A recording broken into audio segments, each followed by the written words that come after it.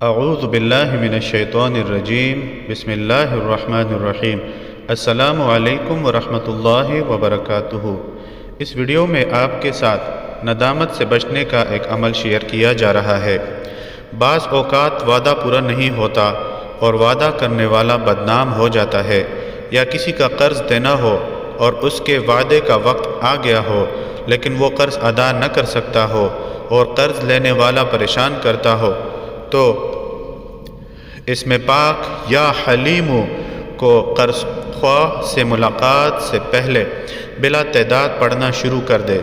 انشاءاللہ العزیز کوئی ایسی صورت ضرور نکل آئے گی کہ مقروض شرمندگی سے بچ جائے گا، لیکن اس اسم کو ناجائز طور پر کبھی بھی استعمال نہ کریں۔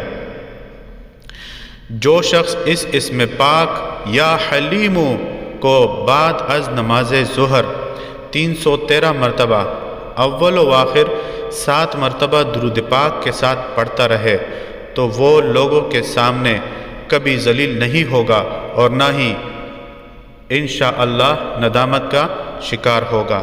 کوئی بھی عمل شروع کرنے سے پہلے صدقہ ضرور دیجیے، ویڈیو کو لائک اور آگے ضرور شیئر کیجیے۔